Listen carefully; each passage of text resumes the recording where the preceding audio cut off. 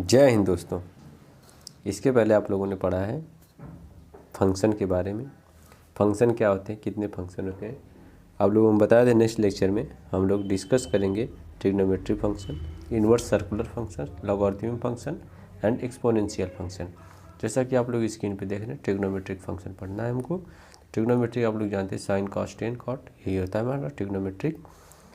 ठीक है, तो ट्रिग्नोमेट्रिक जैसे साइन हो गया, कॉस हो गया, सेक हो गया, ये सब ट्रिग्नोमेट्रिक फंक्शन। और कोई हम फंक्शन ले लीजिए, जैसे लिख दिए sine 2x plus sec square x, this is a trigonometric function. ठीक है, इसी को हम ट्रिग्नोमेट्रिक फंक्शन कहते हैं। नेक्स्ट हमारा आता है, अगर हम आगे पढ़ें इन्वर्स ट्रिग्नोमेट्रिक फंक्शन में, ये सब हमारे एग्जाम्पल हैं। ठीक, आगे हम पढ़ेंगे इन्वर्स सर्कुलर फंक्शन। चलिए, क्या होता है inverse circular function. Inverse circular function देखिए, उसको ही बोलते हैं इन्वर्स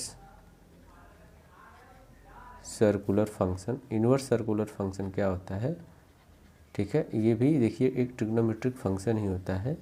लेकिन यहाँ पे जो आप लोग देखे होंगे कहीं पे भी, जो होता है साइन इन्वर्स यक्स या कॉस इन्वर्स यक्स या फिर tan inverse x, this is called inverse circular function या प्रतिलोम वृत्तीय फलन, इसी को बोला जाता है। ठीक है, अगर अब आगे हम पढ़ेंगे इन्वर्स सर्कुलर फंक्शन पढ़ चुके, और आगे हम पढ़ेंगे लॉगरिथम फंक्शन। ठीक है, नेक्स्ट हमारा है क्या, लॉगरिथम फंक्शन। लॉगरिथम फंक्शन क्या होता है, आप लोग सभी लोग लॉग पढ़े होंगे, लॉगरिथमिक फंक्शन। लॉगरिथमिक फंक्शन क्या होता है, आप सबों ने लॉग पढ़ा होगा और लॉग के बारे में सब लोग जानते होंगे। जैसे एग्जांपल हम लिख दें लॉगरिथम फंक्शन का एक, ये लिख दिए लॉग यक्स, ठीक, और बेस ई, यही हमारा होता है, इसको पढ़ा जाता है बेस ई लॉग एक्स। ठीक, जैसे और एग्जांपल ले लें, लिख दिए लॉग यक्स बेस ए, इसको बेस बोलते हैं। ठीक है, और एक एग्जांपल ले लीजिए,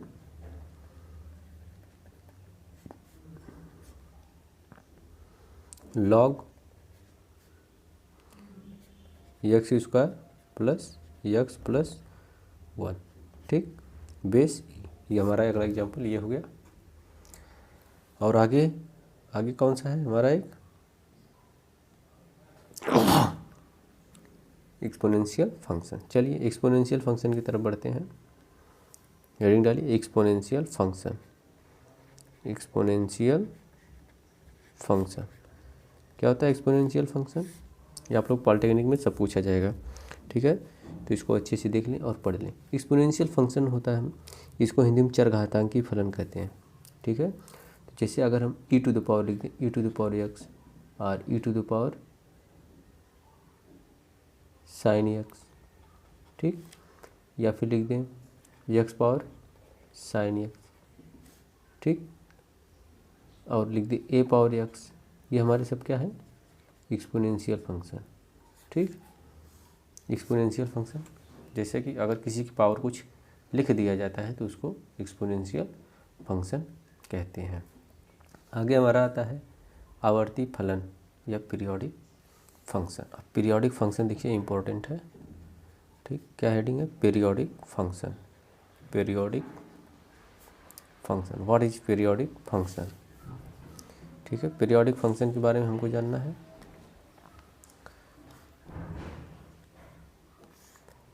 what is a periodic function, लिखिए function y is equal to f x, function y is equal to f x is called periodic, is called periodic, it's called periodic function if f of x plus k is equal to f of x, ये हमारा अगर condition follow कर देगा तो क्या हो जाएगा, periodic function हो जाएगा। Where k is a real number, k क्या है हमारा, रियल नंबर है हमारा, k is a real number. But k is not is equal to zero, k zero कभी नहीं होगा, ठीक है। तो अगर इस टाइप का फंक्शन हमारा कोई है तो उसको हम क्या कह देंगे, पीरियोडिक फंक्शन। अगर एग्जांपल अगर हम ले लें एक एग्जांपल, चलिए हम आप लोगों को बता दें। एग्जांपल एक साइन एक्स का ले लीजिए, ठीक है। जैसे साइन एक्स का ग्राफ आप लोग जानते होंगे, अगर साइन एक्स का ग्राफ कोई जानता होगा तो साइन एक्स का ग्राफ कैसे बनता है, ऐसे बनता है। तो ये क्या करता है, ये 1 ये -1, ठीक। तो ये एक पीरियड के बाद वैल्यू इसकी सेम आती जाती है। जैसे यहाँ पे 0 है, फिर यहाँ पे भी एक पीरियड के बाद ये वैल्यू सेम आने लगता है, ठीक है। तो इसी को पीरियोडिक फंक्शन कह देते हैं। ये एग्जांपल है साइन एक्स का, sine x is a periodic function, ठीक। आगे अगर हम चलें, आगे अगर हमको पढ़ना है फंक्शन का फंक्शन पढ़ेंगे, फंक्शन ऑफ द फंक्शन। अगर हमें फंक्शन का फंक्शन पढ़ना है तो क्या होगा, हेडिंग डालिए function of the function, function of the function. Function का फंक्शन क्या होता है, फंक्शन ऑफ द फंक्शन। चलिए let f x and g x, f x और जी एक्स क्या है, be two function, be two function, ठीक। और अगर हम इसी को ऐसे लिख दें, f of g of x, तो ये क्या हो जाएगा हमारा फंक्शन का फंक्शन। एफ क्या है हमारा एक फंक्शन, जी हमारा क्या है फंक्शन है। अगर हम उसको ऐसे लिख दें, if then is called function of function, ठीक है। और हम इसको एक तरीके से लिख सकते हैं, जैसे अगर हम इसको अगर ऐसे लिख दें तो क्या ये नहीं होगा, जी ऑफ एफ ऑफ एक्स। ये जी ऑफ, ये जी का फंक्शन है, ये एफ है जो एक्स का फंक्शन है और जी एफ एक्स का फंक्शन है, ठीक। अगर आगे हम पढ़ें तो ये फंक्शन ऑफ फंक्शन आप लोग समझ चुके। जब हम आप लोगों को क्वेश्चन आंसर कराएंगे तो ये सब बहुत ज़रूरी इंपॉर्टेंट हो जाएगा। अगला टॉपिक हमारा है important function and their graphs, ठीक है। हेडिंग डालिए important function, important function and graphs. Function पढ़ेंगे और उनके ग्राफ पढ़ेंगे हम, ठीक है। सबसे पहले नंबर पे फंक्शन हमारा कौन सा आता है, modulus function, modulus function most important function है जो मॉडुलस फंक्शन। मॉडुलस फंक्शन को मापांक फलन हिंदी में कहते हैं। जिनको ना समझ में आए लिख लेंगे वो मापांक, ठीक, मापांक फलन।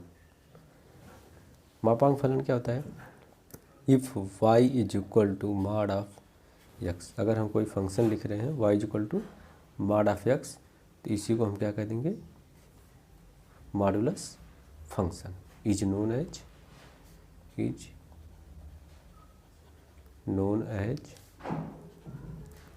मॉडुलस फंक्शन, ठीक। ये हमारा मॉडुलस फंक्शन हो गया। y is equal to x है ना, ये जो x है हमारा is always greater than or is equal to 0, ठीक। ये हमारा हो गया मॉडुलस फंक्शन। अब इसके ग्राफ कैसे बनेंगे, ग्राफ के बारे में अगर हम बात करें तो इसका ग्राफ कैसे बनेगा,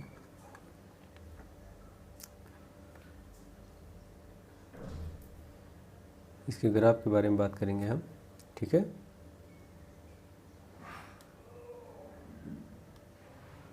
मॉडुलस फंक्शन का ग्राफ कैसे होगा, आप लोगों को बता दिए y is equal to mod x होता है और जो x होता है हमारा ये x is always greater than or is equal to 0। ये निगेटिव कभी नहीं होगा, ठीक है, ओके। तो फिर क्या करेंगे यहाँ से हम, चलिए अगर हम यक्स की वैल्यू जीरो रखें, जीरो रखिए, तो वाई की वैल्यू यहाँ पे जीरो रखेंगे हम, तो वाई की वैल्यू भी जीरो हो जाएगी। यक्स की वैल्यू वन रखिए तो यह वाई इक्वल टू भी वन हो जाएगा। यक्स की वैल्यू टू पुट करिए तो यहाँ से जब इसे टू पुट करेंगे वाई इक्वल टू भी टू हो जाएगा, ठीक। बट अगर हम यक्स की वैल्यू थ्री पुट करें तो वाई की वैल्यू भी थ्री होगी।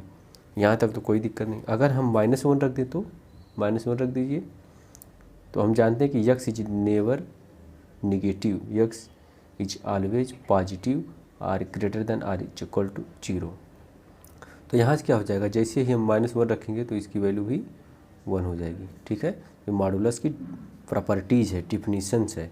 अब ये नहीं कि माइनस वन रखेंगे तो वन क्यों आएगा, ये मॉडुलस फंक्शन यही कहता है कि आप यक्स की वैल्यू अगर निगेटिव रखेंगे तो वो यक्स की वैल्यू कभी भी निगेटिव नहीं होगी, ठीक है। अगर यक्स माइनस टू रख दें तो y is always two, positive बना देगा तुरंत।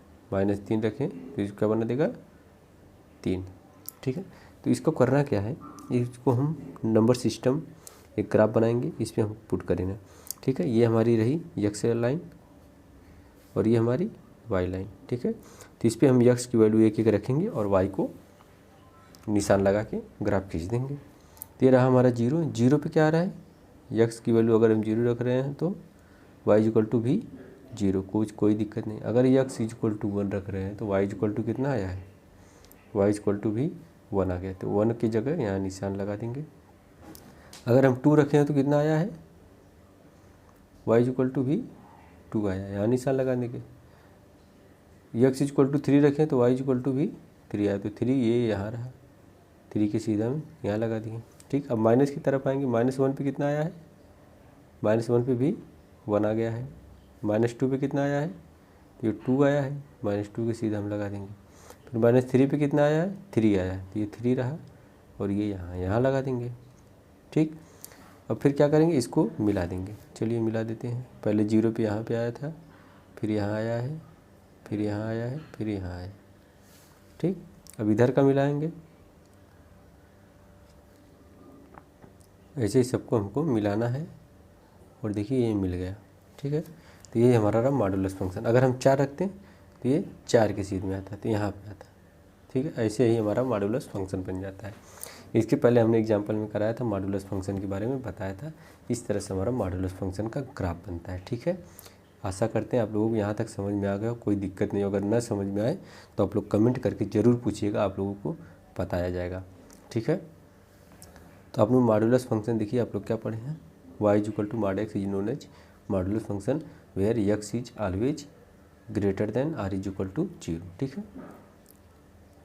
और इसका ये रहा ग्राफ, आप लोग ग्राफ आशा करते हैं समझ में आ गया, यही सिंपल मॉडुलस फंक्शन होता है, ठीक। अब नेक्स्ट हमको पढ़ना है सिग्नम फंक्शन। अब सिग्नम फंक्शन क्या होता है, signum function is most important, heading डालिए signum function, signum function, what is signum function. अब सिग्नम फंक्शन क्या होता है, सिग्नम फंक्शन के बारे में, फंक्शन सिग्नम फंक्शन अब हमको पढ़ना है ना।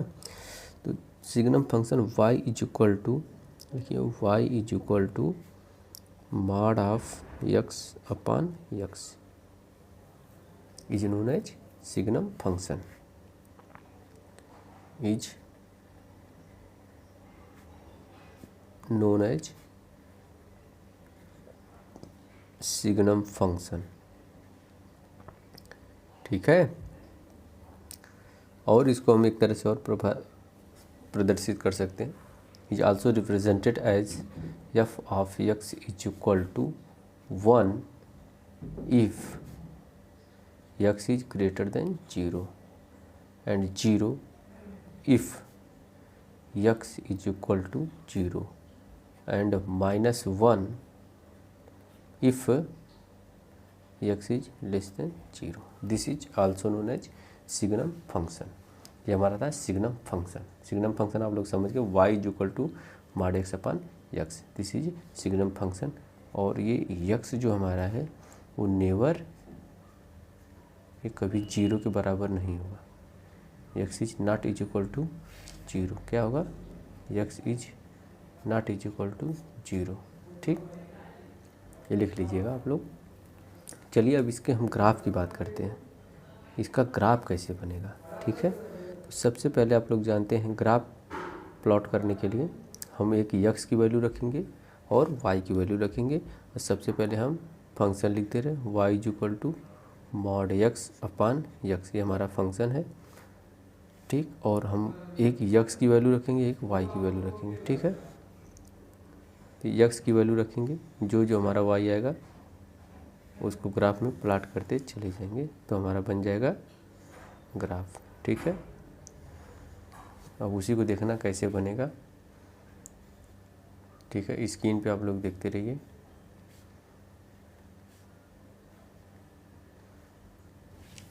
ठीक, अब हम ग्राफ बनाएंगे। ग्राफ कैसे बनेगा, ये x एक्सिस रही हमारी, ये हमारा x एक्सिस है और ये y एक्सिस है। ठीक, कोई दिक्कत नहीं है। अब नंबर प्लॉट कर लेंगे, या इधर 0 1 2 3 4, इधर क्या होता है माइनस होता है, -1 -2 -3 -4, ऊपर 1 2 3 4, नीचे -1 -2 -3 -4। कोई दिक्कत नहीं यहाँ तक। अब देखिए, अब करना कुछ नहीं, अब बारी बारी रखेंगे मान और देखेंगे। ये फंक्शन है ना हमारा, सिग्नम फंक्शन है ये हमारा। अब x की जगह अगर हम क्या रखें, x की जगह रखिए 1 रख दीजिए। अगर हम x की जगह 1 रखें तो y इक्वल टू 1/1, तो 1 ही आ जाएगा। अगर हम x की जगह 2 रखें, 2 रखिए, देखिए 2/2, 2 रखने पे भी क्या आ रहा है 1। देखिए यहाँ पे रखिए ना, 2/2 इज इक्वल टू 1 आ रहा है कि नहीं। उसी तरह 3 रखने पे क्या आ जाएगा 1, इसका मतलब 4 रखने पे भी 1, कुछ भी रखें तो 1 1 1 1 1 ही आएगा। चलिए, ये तो पॉजिटिव वाला इधर रख दिया। अब अगर हम -1 रख दें तो -1 रखिए, जैसे ही -1 रखेंगे तो यहाँ पे देखिए -1 मॉड अपान 1, तो यहाँ से क्या हो जाएगा -1 का मॉड, -1 का मॉड, और यहाँ पे -1 अपान -1, तो क्या हो जाएगा बराबर -1। इतना समझ में आया, -1 हो गया ये ना ये। ठीक है,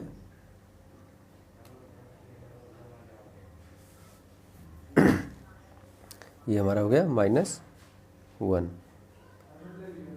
अगर हमको आगे देखना है तो क्या करेंगे,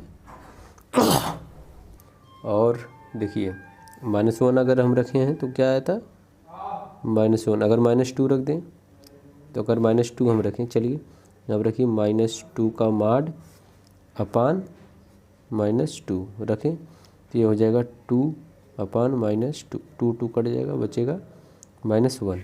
ठीक है, ये चीज़ समझ में आई। क्योंकि -2 रखने पे भी -1, -3 रखने पे भी -1, यही हमको समझने वाली चीज़ थी। यहीं से हम पता करेंगे ये कैसे हमारा आ रहा है। ठीक है, ठीक,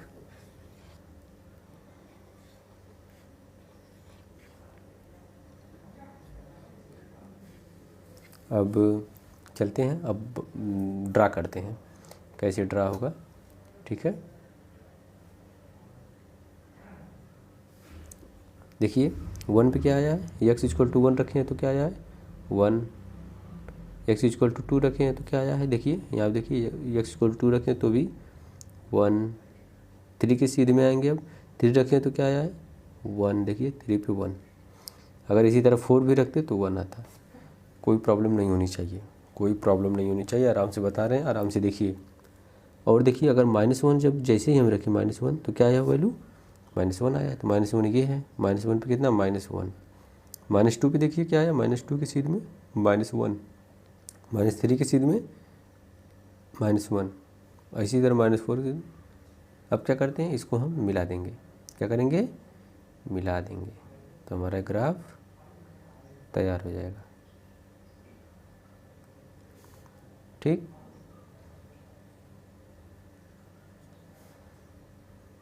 यही हमारा सिग्नम फंक्शन होता है। आप लोगों को हमने सिग्नम फंक्शन बता दिया, सिग्नम फंक्शन की प्रॉपर्टीज़ बता दी, सिग्नम फंक्शन का ग्राफ बता दिया हमने, ठीक है। अब अगला फंक्शन हमारा होगा कांस्टेंट फंक्शन। कोई दिक्कत नहीं होनी चाहिए, एक बार फिर रिवाइज करा दे। देखिए सिग्नम फंक्शन क्या होता है, y equal to mod x upon x, ये signum function, x is not is equal to 0 होता है, is known as signum function. F of x is equal to 1, अगर यक्स से ग्रेटर देन हम कोई भी नंबर लेंगे, यक्स इज ग्रेटर देन 0 कोई भी नंबर लें तो उसकी ऑलवेज वैल्यू 1 हो जाएगी। अगर यक्स इज इक्वल टू 0 लें तो उसकी वैल्यू 0 हो जाएगी। अगर हम यक्स से कोई छोटी वैल्यू लें तो ऑलवेज उसकी वैल्यू -1 आएगी, ठीक है। और देखिए इसके ग्राफ के बारे में भी हम बता दिए, ग्राफ कैसे खींचेंगे, ठीक है। ग्राफ भी आ गया आप लोगों को। अब अगला function constant function. Constant function के बारे में जानने के लिए थोड़ा सा, ये तो बहुत आसान है। कांस्टेंट फंक्शन बहुत सीधा सीधा होता है, कुछ इसमें दिक्कत नहीं होती है। Constant function is f of x is equal to k is known as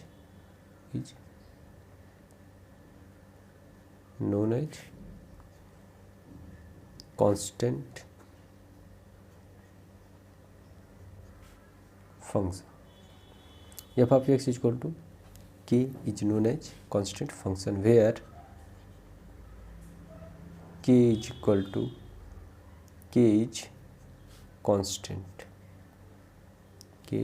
constant. Constant मतलब अचर है, क्या है, अचर राशि। अचर आप लोग जानते होंगे, हिंदी में इसको बोलते हैं, ठीक है। ये हो गया हमारा कांस्टेंट फंक्शन, इसके बारे में जानकारी की। अब कांस्टेंट फंक्शन जैसे हम y इज इक्वल टू 3 लिख दिए, तो y इक्वल टू 3 क्या होता है, इसका एक y इक्वल टू 3 का ग्राफ कैसे बनेगा,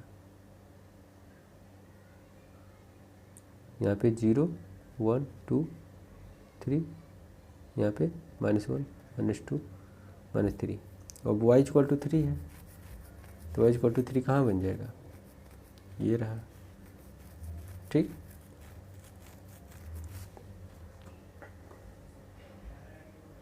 और आगे हमको पढ़ना है आइडेंटिटी फंक्शन। अब आइडेंटिटी फंक्शन क्या होता है,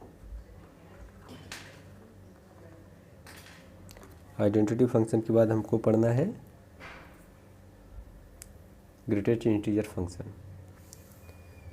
क्या, ग्रेटेस्ट इंटीजर फंक्शन, महत्तम पूर्णांक फलन। हेडिंग डाल लीजिए, महत्तम पूर्णांक फलन। हेडिंग क्या है, महत्तम पूर्णांक फलन। और इसको इंग्लिश में क्या कहते हैं, ग्रेटेस्ट इंटीजर फंक्शन। क्या कहते हैं, greatest integer function,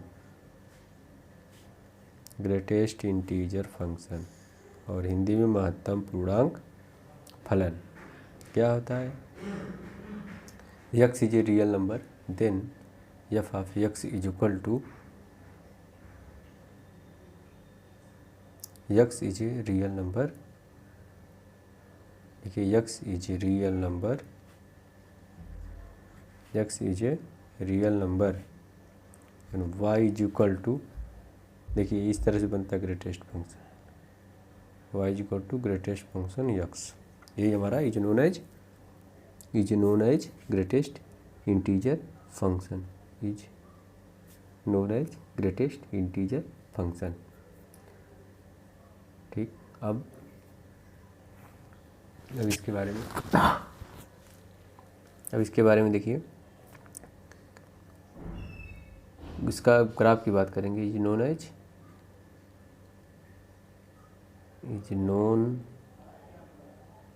as greatest integer function. ये हो गया हमारा greatest integer function.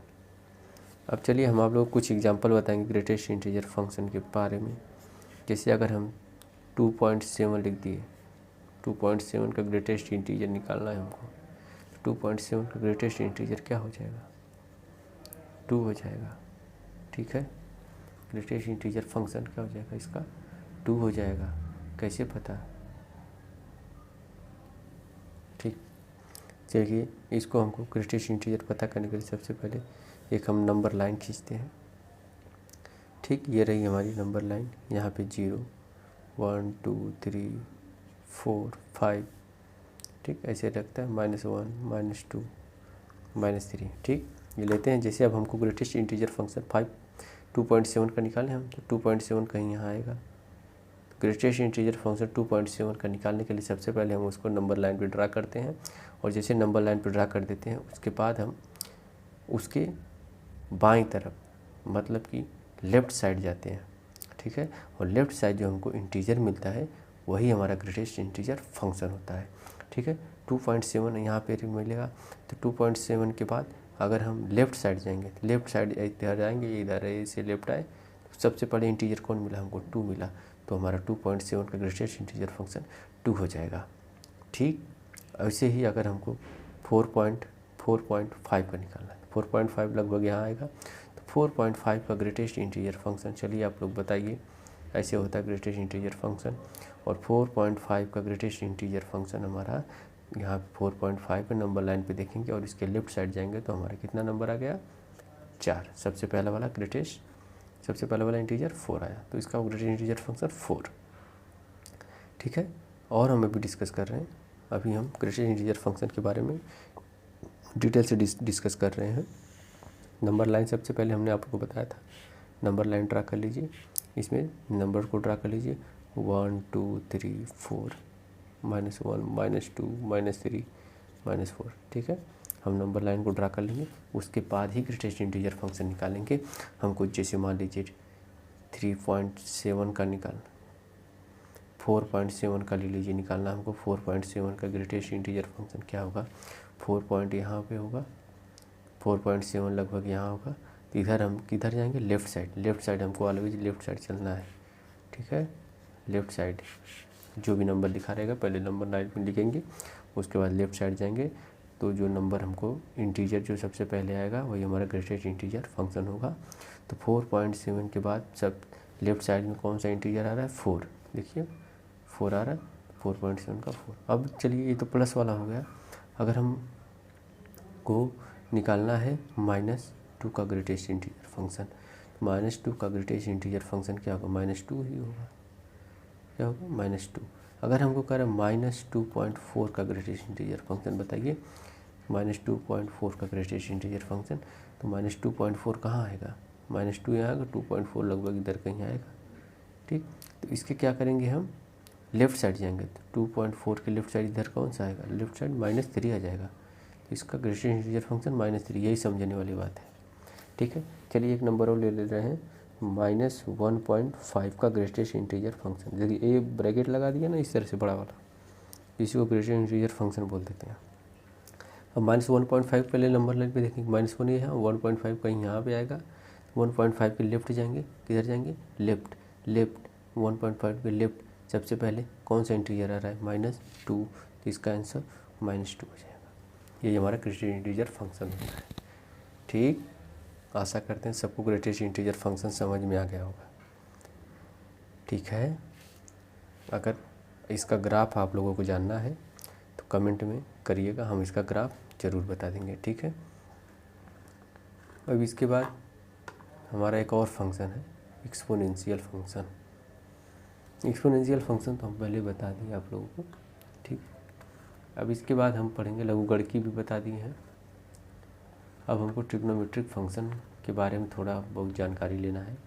Trigonometric function का सबसे मोस्ट इम्पॉर्टेंट चीज़ है हमको डोमेन तथा रेंज जानना, ठीक है। डोमेन तथा रेंज, हेडिंग डालिए domain and range of trigonometric function.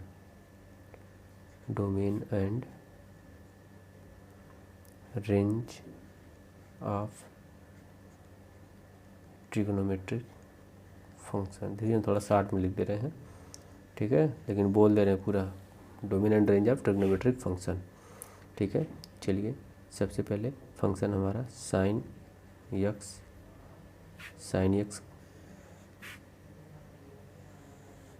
फिर क्या आता है? Cos x, sine x cos x, फिर आता है हमारा टेन एक्स, साइन कॉस 10 का। सबसे पहले हम डोमेन और रेंज देखते हैं कि ठीक। सबसे पहले साइन एक्स का डोमेन जो होता है हमारा, ये हमारा डोमेन है,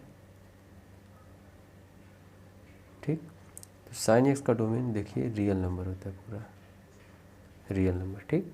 और जो इसका रेंज होता है मतलब परास -1 से 1 के होता है, ठीक। कॉस एक्स का भी डोमेन रियल नंबर ही होता है और रेंज -1 और 1 के बीच होता है, ठीक है। अब हमारा आता है domain and range trigonometric function, heading आप लोग डाले होंगे। वो आता है हमारा 10x। अब 10x का क्या होता है, r माइनस क्या होता है, r माइनस मतलब कि रियल नंबर माइनस 2n+1। एक सेकेंड,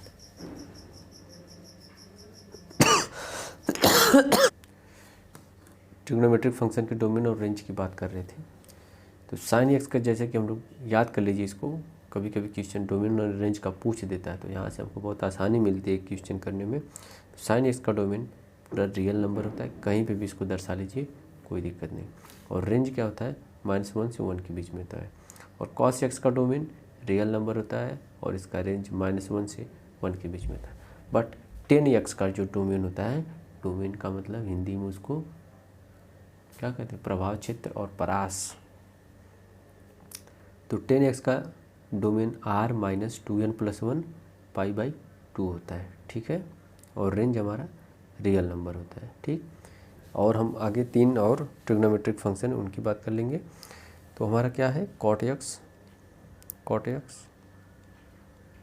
x का